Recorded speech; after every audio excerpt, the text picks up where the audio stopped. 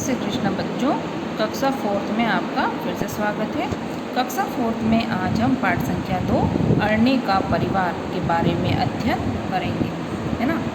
पाठ का नाम क्या है? अरण्य का परिवार। अब परिवार बच्चों कितने प्रकार के होते हैं? 2 प्रकार के परिवार होते हैं।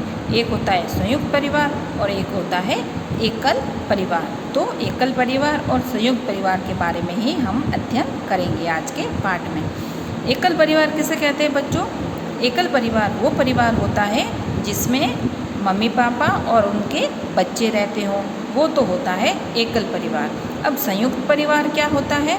संयुक्त मतलब सब साथ में। तो संयुक्त परिवार में दादाजी, दादी जी, ताऊ जी, ताई जी, उनके बच्चे, चाचा जी, चाची जी, उनके बच्चे, मम्मी पापा और सब भाई बहन, बुआ जी और ये सब रहते हो। तो वो सब कौन होते हैं? वो परिवार कैसा कहलाता है? संयुक्त परिवार, है ना। तो एकल परिवार और संयुक्त परिवार के बारे में समझ लिया। तो आइए पाठ शुरू करते हैं। अब देखो कैसे कैसे परिवार मतलब एकल परिवार और संयुक्त परिवार। छोटा परिवार आपस में बातचीत करते हुए। अब छोटा परिवार कौन कौन है? छोटे परिवार में मम्मी पापा और उनके 2 बच्चे। तो ये हो जाएगा एकल परिवार कहलाएगा, छोटा परिवार या एकल परिवार। फिर देखो इस दूसरे चित्र में आपको बहुत सारे सदस्य दिखाई दे रहे हैं ना। पहले चित्र में तो सिर्फ 4 सदस्य दिखाई दे रहे हैं और जो दूसरा चित्र है उसमें बहुत सारे सदस्य दिखाई दे रहे हैं। तो ये दादाजी, दादी जी, ये मम्मी, चाची, ताऊ जी, बुआ जी या बच्चे उनके आपस में सब इतने सारे परिवार के सदस्य हैं। तो ये क्या कहलाएगा? संयुक्त परिवार या फिर बड़ा परिवार आपस में बातचीत करते हुए। अब देखिए पहला परिवार आपस में क्या बात कर रहा है? छोटा परिवार या एकल परिवार? बच्चा। अब बच्चे जो हैं आपस में क्या कह रहे हैं? माँ आज आपसे पहले पापा आ गए। अब मम्मी है इनकी, ये भी जस्ट बाहर से घर आई ही है और पापा जी इनके पहले से ही बैठे हैं, बच्चों के पापा। माँ हाँ बेटा एक मीटिंग थी। अब माँ क्या कह रही है बच्चों से कि हाँ बेटा एक मीटिंग थी। अब एक मीटिंग थी कह रही है, इसका मतलब क्या है कि ये जो औरत है, ये जो माँ है बच्चों की, वो बाहर काम करने के लिए जाती है, कमाने के लिए जाती है। पिता थक गई होगी, बैठो मैं चाय बनाता हूँ। अब एकल परिवार है, छोटा परिवार है, तो उस बच्चों के पापा क्या कह रहे हैं कि अरे तुम थक गई होगी, देर से आई हो, थक गई होगी, बैठो मैं तुम्हारे लिए चाय बना के लाता हूँ। अब दूसरा जो परिवार है संयुक्त परिवार है, बड़ा परिवार, वो क्या आपस में बातचीत कर रहे हैं? देखो ताऊ, दीपा की माँ, दीपा के लिए अच्छा रिश्ता आया है। ताऊ जी क्या कह रहे हैं दीपा की माँ से कि दीपा के लिए अच्छा रिश्ता आया है। अच्छा रिश्ता आया है मतलब उसके लिए उसकी शादी की बातचीत चल रही है। दीपा से पूछना यदि आगे बढ़ना चाहती है तो उन्हें ना कह दें। वैसे तो 21 वर्ष की हो गई हैं, शादी के लायक है। अब ताऊ जी दीपा की माँ से कह रहे हैं कि दीपा के लिए एक अच्छा रिश्ता आया है। अगर दीपा आगे बढ़ना चाहती है तो हम लड़के वाले को मना कर देते हैं। और वैसे भी दीपा 21 साल की तो हो ही गई है, तो 21 साल की उम्र में तो शादी होती ही है।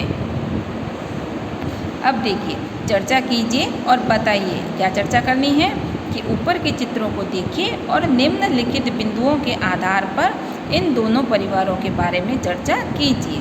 परिवार में सदस्यों की संख्या। अब देखिए छोटे परिवार में सदस्यों की संख्या कम है, बड़े परिवार में सदस्यों की संख्या क्या है? ज़्यादा है।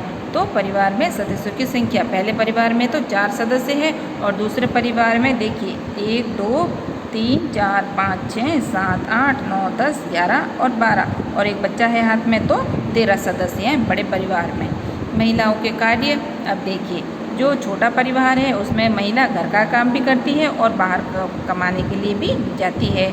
और बड़े परिवार में, संयुक्त परिवार में क्या हो रहा है कि जो बड़े बुजुर्ग हैं, जो आदमी हैं वही कमाने जा रहे हैं, औरतें क्या कर रही है? घर के काम काज कर रही है, रसोई चूल्हा चौका कर रही है।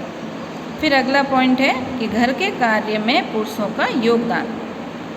अब देखिए जो छोटा परिवार है उसमें तो पुरुष भी घर के काम में मदद कर रहे हैं। अब जैसे बच्चे जो एकल परिवार में बच्चे थे, उनकी मम्मी बाहर से आई थी, मीटिंग में लेट हो गई थी, तो उसके पापा ने कहा कि तुम बैठो, थक गई होगी, मैं चाय बना के लाता हूँ। मगर संयुक्त परिवार में बहुत कम ऐसा होता है जहाँ आदमी काम करते हैं, क्योंकि वहाँ पे औरतें बाहर कमाने जाती नहीं है, तो सारे घर का काम औरतें ही करती है, पुरुष सिर्फ बाहर कमाने का काम करते हैं।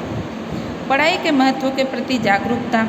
अब देखिए, एकल परिवार में ये पापा हैं जो बच्चों को पढ़ा रहे हैं, है ना, और संयुक्त परिवार में पढ़ाई इतनी ज़रूरी नहीं मानी जाती है। अब जैसे सबका निर्णय होता है उस हिसाब से बच्चों के बारे में निर्णय लिया जाता है कि बच्चों को आगे पढ़ना है या नहीं पढ़ना है। बच्चों की इच्छा पे छोड़ दिया जाता है कि पढ़ना है या नहीं पढ़ना है। परिवार में निर्णय लेने में भागीदारी। अब देखिए, जो छोटा परिवार है उसमें मम्मी और पापा दो ही हैं, तो या तो पापा का निर्णय चलता है या दोनों मिलजुल के निर्णय लेते हैं। मगर जो संयुक्त परिवार होता है उसमें घर का जो मुखिया, अब जैसे घर का मुखिया कौन हो गए, दादाजी हो गए, या फिर दादाजी नहीं है तो ताऊ जी, जो बड़े होते हैं उनका निर्णय ही स्वीकार्य होता है।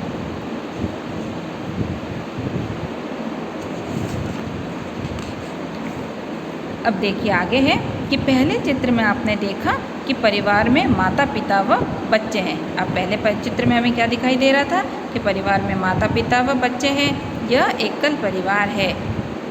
कौन सा परिवार कहलाएगा? जिसमें माता पिता और बच्चे हो, एकल परिवार। ठीक है। अब दूसरा चित्र संयुक्त परिवार का है। दूसरा चित्र कैसा है? संयुक्त परिवार का। क्यों? क्योंकि जिसमें दादा दादी, माता पिता, ताऊ ताई, काका व उनका परिवार सभी एक साथ रह रहे हैं, है ना, इसीलिए वो क्या कहलाएगा? संयुक्त परिवार कहलाएगा। कभी कभी किसी परिवार में एक या दो सदस्य ही होते हैं।